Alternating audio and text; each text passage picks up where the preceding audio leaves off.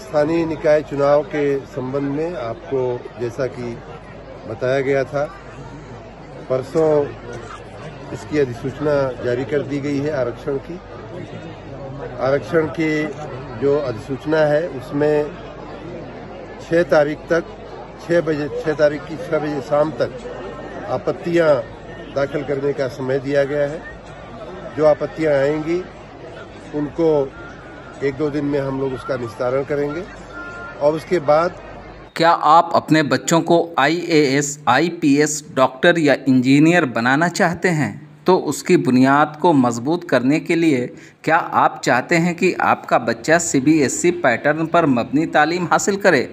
तो फिर ताख़ीर हरगिज़ ना करें और दाखिला लें दारुल उलूम पब्लिक स्कूल मऊ में, क्योंकि दाखिला शुरू हो गया है नहायत ही माकूल फ़ीस और सभी तालीमी लवाज़मात के साथ। मज़ीद मालूमात और दाखिला के लिए इश्तिहार पर दिए गए नंबरों से जल्द रब्ता करें।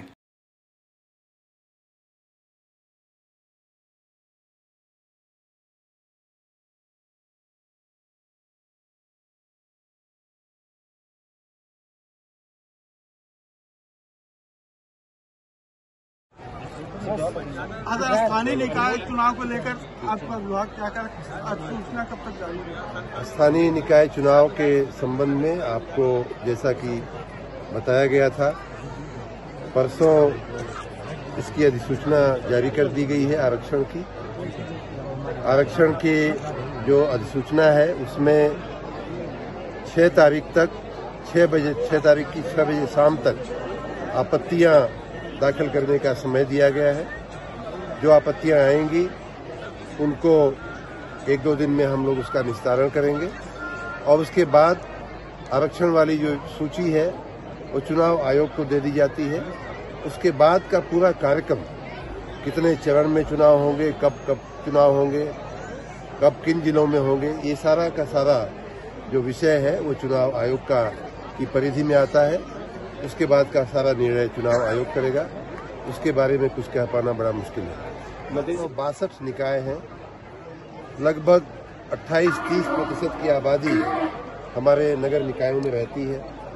स्वाभाविक रूप से उनका बहुत महत्व है राज्य के विकास में, राज्य के सामाजिक परिवेश में, सामाजिक और आर्थिक विकास में, और उसी दिशा में हम लोग उनको व्यवस्थित करने का, साफ सुफ करने का, उनके सुंदरीकरण का, उनको गुड से ग्रेट बनाने का, श्रेष्ठ बनाने का, सुंदर बनाने का, और अभी जो हमने अंत में अपने विभाग को नारा दिया है वो उन्हें वैश्विक बनाने का। हमारे निकायों को किस तरह हम दुनिया के किसी भी अन्य निकाय के सापेक्ष हम उन्हें बेहतर बना सके, इस प्रकार की मंशा के साथ हम लोग आगे बढ़ रहे हैं। हमारे निकायों का आर्थिक क्षेत्र में भी बहुत बड़ा योगदान होता है।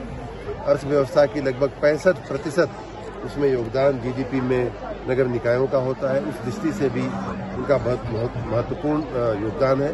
हम सभी निकायों में आने वाले दिनों में जो सुंदरीकरण, जो भी अच्छा हो सकता है वो करने के नेम के साथ हम लोग काम कर रहे हैं। आपका विभाग किस तरह से कार्य किया, क्या उपलब्धियां रही सरकार की? 1 साल पूरा होने पर मैं सबसे पहले तो अपने प्रदेश के यशस्वी मुख्यमंत्री माननीय योगी आदित्यनाथ जी को बधाई देता हूं।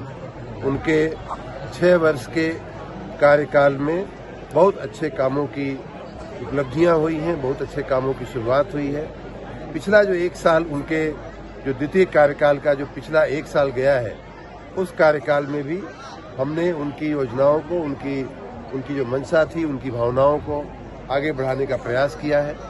हमारे जो दोनों विभाग हैं उनमें बहुत ही उत्कृष्ट कार्य हुआ है।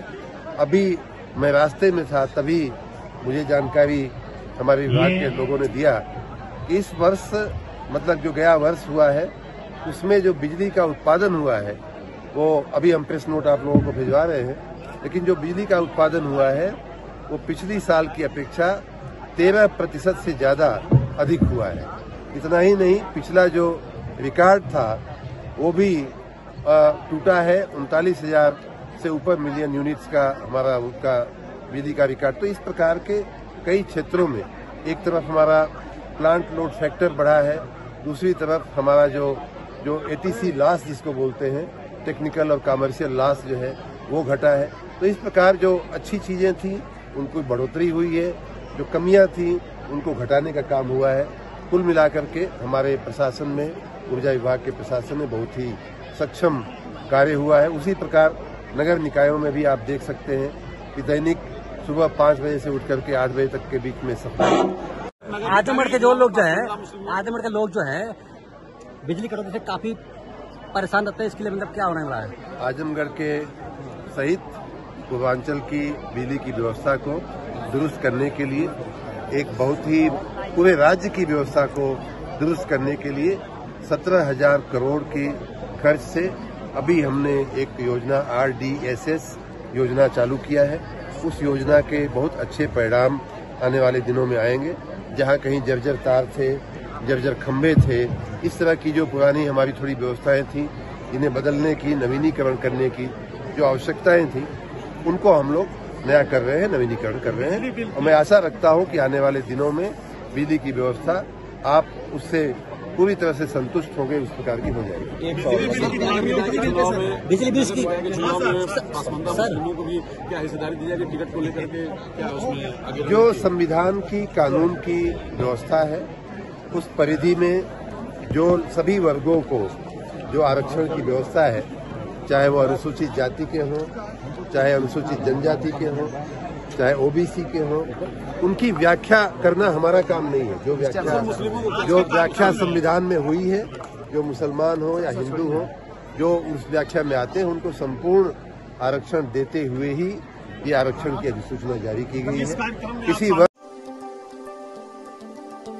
आग मऊ मतलब एतमाद आपका 100% हकीकत पर मबनी खबर।